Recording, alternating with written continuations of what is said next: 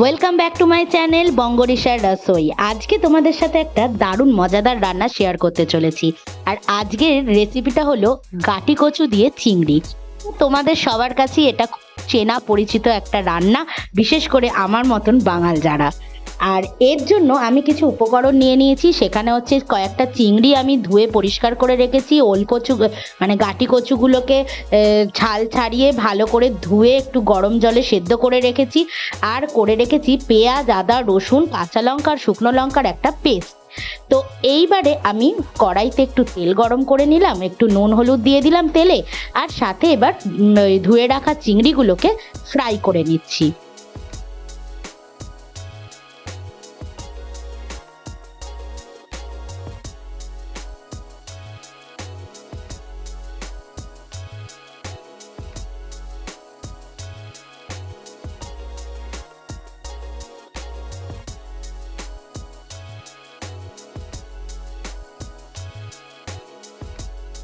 চিংড়িগুলো ভেজে তো তুলে নিলাম।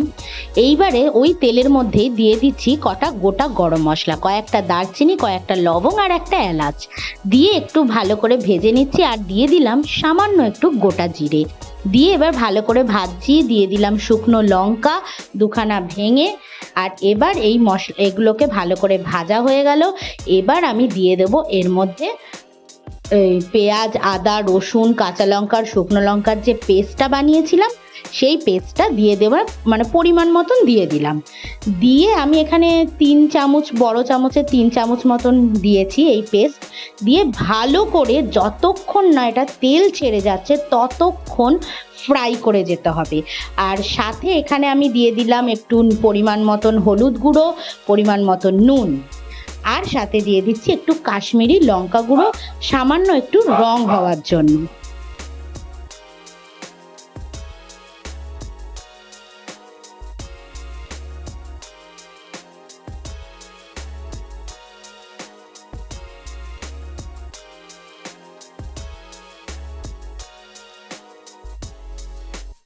এবার দিয়ে দিলাম সেদ্ধ করে রাখা গাটি কচুগুলো।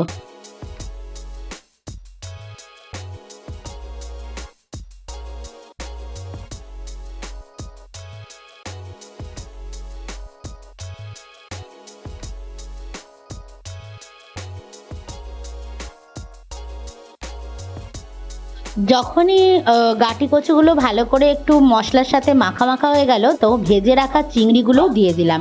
দিয়ে ভালো করে কষিয়ে নেব। একদম দেখো পাশ দিয়ে তেল ছেড়ে ছেড়ে গেছে, সুন্দর করে কষা হয়ে গেছে। এবার আমি ঠিক পরিমাণ মতন 1 কাপ মতন জল দেব। এই জলের মাধ্যমেই পুরো দেখো পুরোটাই চিংড়িও নরম, কচুও নরম, তো সবই হয়ে গেছে। 1 কাপ জল দিলে একটু গ্রেভি মতন হয়ে যাবে। তোমরা চাইলে জল ছাড়া এই রকম ড্রাই করেও নামাতে পারো। দিয়ে দিলাম সামান্য একটু চিনি, আর এরপর এর মধ্যে জলটা দেব।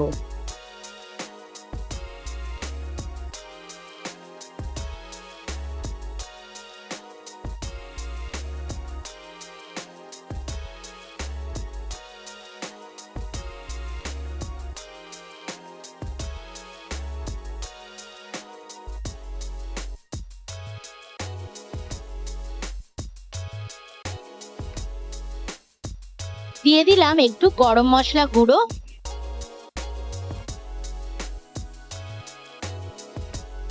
ফাইনালি রেডি হয়ে গেল আমার গাটি কচু দিয়ে চিংড়ির একটা দারুণ তরকারি। আর তোমাদের এই রেসিপিটা ভালো লাগলে অবশ্যই তোমরা বাড়িতে ট্রাই করো।